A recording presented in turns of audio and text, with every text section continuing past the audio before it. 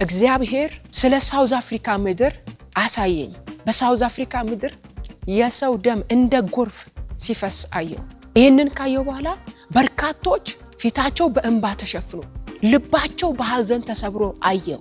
ይህንን ራእይ እንዳየው በእግዚአብሔር ፊት እጸልይ ነበር። እየጸለይኩ ያለ ጌታ እንደዚህ ያለኝ የወንጌሏ ምድር ወላይታ ሶዶ የምትጠብቀው ሙሽራ ኢየሱስን ጥላ በመጣው ነብይ ሽርጉድ ተጠምዳለች። ለሰሩት ስራ ነቢያቱ ከሰማይ አክሊል ይልቅ በምድር ሀብትና ንዋይም ሰክረዋል። በምድራችን ተነስተው ለራሳቸው ስያሜ እየሰጡና በነቢያት አገልግሎት ተቀብተናል በማለት ብዙዎችን ሲያስቱ የምናየው የአደባባይ ሚስጥርም ነው። እኚህ እንዳሸን የፈሉ ነቢያቶች ዛሬ ለአገልግሎት ከመዲናችን አዲስ አበባ ተነስተው ወደ ክፍለ ሀገር በወጡ ቁጥርም በአጉል ክብር ተውጠው በከተማ ፖሊስ ታጅበው በፌዴራል የፊት መሪነት በትራፊክ ሞተረኞች የልዩነት ምልክት ካልተሰጣቸው ሊያገለግሉም ፈቃደኞች አይደሉም። ታዲያ ወደ ወላይታ ሶዶ በነብዩ እዩ ጩፋ በተዘጋጀው ክሩሴድና አቀባበልን በተመለከተ በመረጃ ሰዓታችን የምናደርሳችሁ ዝርዝር መረጃ አለን። በሌላኛው አበይት ርዕሳችን ደግሞ ነገሩ እጅግም ተካሯል። ከቀናት በፊት በጎንደር ከተማ የተካሄደው ክሩሴድም ከባድና አደጋን በጎንደር አማኞች ላይም ጥሏል። የሙሉ ወንጌል ቤተክርስቲያን ይቅርታ መግለጫም እስከ ማውጣት ያደረሰው በጎንደር ከተማ የሆነው አሳፋሪ የተባለው ጉዳይ ምንድነው? እኛም ይህንን የምንመለከት ይሆናል። የጌታን ስራ በመሳሪያ ለመመለስ የሚተጉ አካላት በሚዲያ የጦርነት ነጋሪት መጎሰሙን ተያይዘውታልም ነው የተባለው። ነብይ ዘካርያስ በታሪክታ ጎንደር ከተማ ላይ ያዘጋጀው ክሩሴድን ተከትሎ በወንጌል አማኞች ላይ የተፈጠረው ምን ይሆን? ነገሩ ከፋኖ ጋር ያያያዘበት ምክንያትስ? እናም ከፋኖ ለወንጌል አማኞች የደረሰው ያልተጠበቀ መግለጫን እኛ በዝርዝር በመረጃ ሰዓታችን ተመልክተናል። በስፋት የምናደርሳችሁናል። በሌላኛው መረጃችን ደግሞ ብዙ ኢትዮጵያን በሚኖሩባት ሳውዝ አፍሪካም ሊሆን ያለ እጅግ አስፈሪ ጉዳይ ሁሉም ሰው ይጸልይ በአገራዊ መልእክቷ የምትታወቀው ነብይ ሜሮን ድንበሩም ሁሉም ሊጸልይም ሊረባረብ ይገባል ስትል ለሳውዝ አፍሪካ ለሚኖሩና በኢትዮጵያ ልጆቻቸውን ልከው ላሉ ቤተሰቦች ጥብቅ የሆነ መልእክትን አጋርታለች። ይህ መረጃ ምንድነው? እኛም በመረጃ ሰዓታችን በስፋት የምናደርሳችሁናል። ሰላም ጤና ይስጥልን። የተወደዳችሁ የሳሌም ቲዩብ ተመልካቾቻችን በያላችሁበት የበዛ ሰላም ለእናንተ ውድ ተከታታዮቻችን ይሁን እያልን ሰሞንኛና ወቅታዊ መረጃዎችን በመረጃ ሰዓታችን ይዘን ተገኝተናል። እናንተም በቻናላችን አዲስ ከሆናችሁ ቻናላችንን ሰብስክራይብ በማድረግ ቤተሰብ ይሁኑ። ወቅታዊና ትኩስ መረጃዎችን በፍጥነት እንዲደርሱ ያድርጉ እያልን ወደ ዛሬ ዝርዝር መረጃችን አለፍን።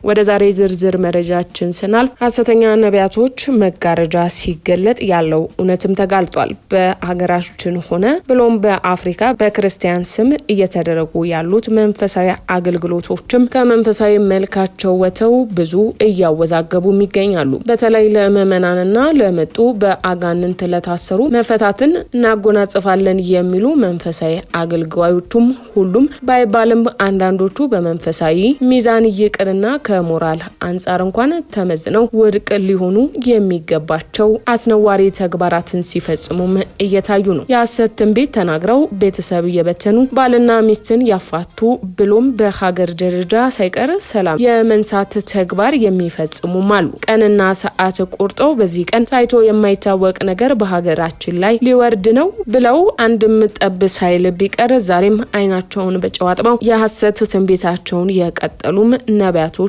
ቁጥራቸው ቀላልም አይደለም። በትራን የሚገኝ በረከት በመለኮታዊ ጣልቃ ገብነት ይሆናል፣ ይሳካልሃል በማለት ምዕመኑን የህልም እንጀራ ናፋቂ አድርገው በስንፍና ያስተሳሰብ ስንኩል አድርገው ያስቀሩት አገልጋዮች መኖራቸውም እሙን ነው። የሆነው ሆኖ ግን ከቅርብ ጊዜ ወዲህ የተለያዩ ነቢያቶች በክልል ከተሞች የሚያደርጓቸው ኮንፈረንሶች ከፍተኛ የሆነ የመንግስት ሰራዊቶች በተለይ በፖሊስ በመንግስት አመራር በከፍተኛ የሆነ አደብ እጅግ የተጋነነ አቀባበል ሲደረግላቸው መመልከት የተለመደም ሆኗል። ይህ አንድ አገልጋይ ለማጋነን እየተደረገ ያለው ስራ አማኞቹን በህዝብ ዘንዳ መሳለቂያ፣ ለወንጌሉ ደግሞ እንቅፋት ሆኖም ቀጥሏል። በጨዋነትና ዝግ በማለት የሚታወቀው ወንጌላውያን አማኞቹ መታወቂያቸው በሌላ እየሆነ መጥቷል። ይህ ነገርም አዱ ብሎ ከጀመረበት ሐዋሳ አንስቶ ዛሬ ላይ ወላይታን አንቀጥቅጧታል። የክራይስት አርሚ ቤተክርስቲያን መስራችና ባለራዕይ የሆነው የጴንጤቆስጣል አብያተ ክርስቲያናት ምክትል ፕሬዝዳንት ነብዩ ጩፋ በወላይታ ሶዶ እጅግ አነጋጋሪ ተግባርም ፈጽሟል። ይህም በስፋት በክርስቲያኑ ዘንድ ተቃውሞውንም አስነስቷል። በሌላኛው መረጃችን ሰበር የሆነ መረጃም ደርሶናል። ሙሉ ወንጌል ወንጌላውያንን ተቃወመች። ፋኖ የ3 ቀን ጊዜ ገደብም ሰጥተዋል። ከሰሞኑን በነብይ ዘካርያስ ወንድሙ በውቢቷ ጎንደር ከተማ በተዘጋጀ መንፈሳዊ ክሩሴድ ድንቅ የፈውስና የወንጌል ስርጭት ብዙ ሺዎች ከታሰሩበት አጋንንታዊ ስርዓት ነጻ መውጣት ሆኖላቸው ታላቅ ጊዜ እንደነበረም ታውቋል። ይህንን ተከትሎ በአንዳንድ ሃይማኖተኞች በተነሳውና በጎንደር እንዴት ጴንጤ ተሰብስቦ ኮንፈረንስ ያደርጋል በሚል የተለያዩ ተቃውሞችም ሲያስተናግዱ ለፋኖ ሪፖርት ይደረግ ሲሉ መቆየታቸውም የሚታወስ ነው። ታዲያ ይህንኑ በተመለከተ የፋኖ ቡድን በሰጠው ማስጠንቀቂያ የጎንደር ከተማ ሙሉ ወንጌል ቤተክርስቲያን በ3 ቀን ውስጥ ይቅርታ እንድትጠይቅ በሰጣቸው ማስፈራሪያና ዛቻ ከጎንደሬነት ባፈነገጠ የጎንደር ኦርቶዶክስ ያሳዘነ ኮንፈረንስ በከተማችን በመካሄዱ አዝነናል፣ ይቅርታ ጠይቃለን፣ ከዚህ በፊትም እንዲህ ያለ አልተካሄደም፣ ከዚህም በኋላ አናደርግም ሲሉ መግለጫም አውጥተዋል። ታዲያ እዚህ ላይ ሙሉ ወንጌል በጎንደር ስለሚዘጋጁ መንፈሳዊ ኮንፈረንስ የከተማ አስተዳደሩ የሚመለከተው እንጂ በምን ጉዳይ ተመልክታ እንዲህ ያለ አንድ ወንጌልን ተቀብያለሁ ከሚል የቤተክርስቲያኑ መሪዎች መግለጫ መውጣት ማንፈቀደላቸው ሲሉ ክርስቲያኑ ሲቃወሙን ተደምጧል። ከተማዋ ላይ ገብቶ ለመኖርም ሆነ ለመቆየት እንዲሁም ደግሞ ኮንፈረንሶች ለማዘጋጀት የጎንደር ሙሉ ወንጌል ሆነች ሌሎችም ወይም የኦርቶዶክስም ሆነ የሙስሊም የሌላው ሃይማኖት ፍቃድ ክልከላ የሚመለከታቸው ነው እንዴ ሲሉም ጥያቄ አንስተዋል። አዎ ነው ከተባለ ደግሞ ከተማቸው ለሌላው ሃይማኖት ከልክላችሁ በሌሎች ኦሮሚያ ክልል ከተሞች በሆኑት በአዲስ አበባና በአዳማ እንዲሁም በሌሎችም ክልሎች በደቡብ በሲዳማ በማዕከላዊ ኢትዮጵያ በደቡብ ምዕራብ በሌሎችም አካባቢዎች በነጻነት ያውም ግዙፍ ይዞታ ተይዞ የራሴን ሃይማኖታዊ ስርዓት አካሄዳለሁ ማለት የሚቻል ይሆናል እንዴ ሲሉም የሃይማኖት ነጻነት በሌሎች ክልልና ከተማ ጎጥ ድረስ ሰፊ ግዛት ይዘው እያራመዱ ይህን የኔ ክልል ነው ውጣ አይቻልም ማለትና መከልከል ይቻላል እንዴ ሳይሆን ይታሰባል ወይስ ሲሉ ማስፈራሪያውን ተከትሎ ሙሉ ወንጌል ያወጣችውን መግለጫ አሳዛኝና አሳፋሪ ነው። እነኚህ ናቸው እናት ቤተክርስቲያን ተብለው ያው መሪነት ደረጃ ያሉት። ሌላው ነገር ዓለም ላይ ባልታየ ጭካኔ የተገለጠው ፋኖ በጫካ የመሸገ ቡድን መሆኑ የሚታወቅ ነው። ይህ እንዳለ ሆኖ የጎንደር ሙሉ ወንጌል ሆነች ይህ የሽፍታ ቡድን ስለ ጎንደር ከተማ ገቢና ወጪ ዜጎችም ሆነ ስለሚዘጋጁት ኮንፈረንሶች የነሱ መልካም ፍቃድ የሚመለከታቸው ካለመሆኑን ባለፈ የኦርቶዶክስ ቤተክርስቲያን በሌሎች ክልሎች ላይ በነጻነት የራሷን እያካሄደች ይህ የኔ ክልል ነው አትድረሱብኝ ማለት የምትችል ይሆናል ወይ ሲሉ ክርስቲያኑ ጥያቄ አንስተዋል። ይህ አስቸኳይና ጊዜ ሊሰጥበት የማይገባ ጉዳይ ለሚመለከተው አካል እንዲደርስልን በማለትም ተማጽነዋል። ከዚህ ጋር ተያይዞ የጎንደር ሙሉ ወንጌል ጻፈችው የተባለውን የይቅርታ ደብዳቤ በተመለከተ መረጃውን ወደኛ ሲደርስ ሌሎች ከዚህ ቀደም በተመሳሳይ አይነት በሆነ ጉዳዮች ላይ እንደምናደርገው በቅድሚያ ስለ ጉዳዩ እውነታ ሰፊ ማጣራት ስናደርግ የትኛውንም መረጃ አላደረሰንም፣ አድርሰንም አናውቅም፣ የያዝነው የወንጌል እውነት አይፈቅድም፣ አለ ካላችሁም ትነግሩናላችሁ ሲሉ ይህ ካለ ዘንዳ ሙሉ ወንጌል ወደ ጻፈችው ደብዳቤ ስንመለስ ጉዳዮቹ እንዲሁ ወደ ሚዲያ አላመጣንም፣ ጉዳዩ በዋናነት ከሚመለከታቸው የጉዳዩ ባለቤቶች ከሆኑ ጨምሮ አጣርተን ሰምተን አረጋግጠውልን ይዘን የመጣ ነው እንጂ ተባራሪና በሰሚ መረጃ ያጋራ ነው አይደለም። ጉዳዩ በቀጥታ የሚመለከታቸውን የጉዳዩ ባለቤቶች ዋቢ አድርገን ያስተላለፍነው መረጃ ነው። በመሆኑም የጎንደር ሙሉ ወንጌል ራሷ የጻፈችው ደብዳቤ መሆኑ የተረጋገጠ ነው። የኢትዮጵያ ሙሉ ወንጌል አማኞች ቤተክርስቲያን ዋና ቢሮ መሪዎች ከቤተ እምነቷ አካል ከሆነችው የጎንደር ሙሉ ወንጌል የጻፈችው የይቅርታ ደብዳቤ መሪዎች ደርሷቸው ያን በተመለከተ መረጃው ትክክል እንዳይሆንና ከራሷ ከጎንደር ሙሉ ወንጌል መጻፏን አረጋግጠናል። ሆኖም ግን እስካሁን በጉዳዩ ላይ ምንም የማስተካከያ የእርምት እርምጃ እንደሚወስዱ የተገለጸ ነገርም የለም። የሚሰጡት ምላሽ ወይም መግለጫ እየተጠበቀም ነው። ሌላው ነገር የደብዳቤውን ይዘት በተመለከተ ቁጥር የለውም፣ አይታይም፣ የጻፈውም ሰው ስም የለም የሚሉት አንዳንድ እኛ ካደረግነው ማጣራት ይልቅ በአቦ ሰጥ የሚሰጥ አስተያየቶችና ልጥፎችንም ተመልክተናል። ለሌላ ጊዜ ይህንን በአጭሩ ለማስረዳት የሚለጠፍ ደብዳቤ ላይ የተቋሙ አርማ እንጂ አንድ ተቋም በጋራ በወሰነው ውሳኔ ላይ ልክ እንደ ቁጥር ማስታወቂያና መሰል ነገሮች ላይ ለማሳያ እንዲሆን ከዚህ ቀደም በሙሉ ወንጌል የተጻፈ ደብዳቤዎች ከታች አስቀምጠናል። የተቋሙም አርማ ማህተም ብቻ እንጂ በጋራና በጉባኤ በሚወሰኑ ጉዳዮች ላይ የሰው ስም ወይም የሰብሳቢው ሆነ የአንድ ግለሰብ ስም አያርፍም። ነገር ግን ውሳኔው በጉባኤ ሲወሰን በቃለ ጉባኤ መዝገብ ታይቶ በሰጡት ውሳኔ ተሰምተውና ፈርመው የሚቀመጥ የቃለ ጉባኤ መዝገብ ላይ በተቋሙ የሚቀመጥ ነው የሚሆነው እንጂ እንዲህ ባለ በአድራሻ በማይላኩ ደብዳቤዎች ላይ የአንድ ግለሰብ ስምና ፍርማ አይቀመጥም።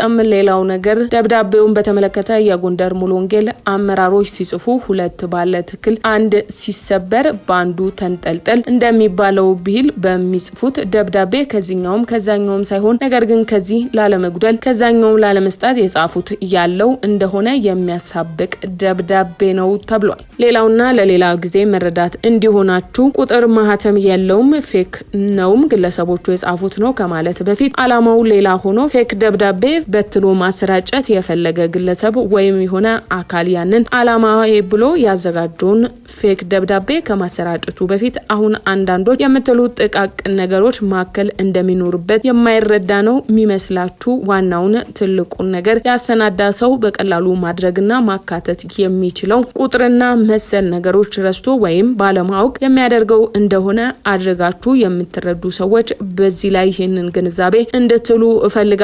በመሆኑም በአጠቃላይ በጉዳዩ ላይ ያለው እውነታ ይህ ሲሆን የጎንደር ሙሉ ወንጌል የጻፉት የይቅርታ ደብዳቤ መሆኑ ከትክክለኛ ምንጮች ያገኘነው መረጃ ሲሆን ይህ ዋናው ቢሮ ደርሶ የሚሰጡት ምላሽ ወይም መግለጫ እየተጠበቀ መሆኑ መግለጽ እንፈልጋለን።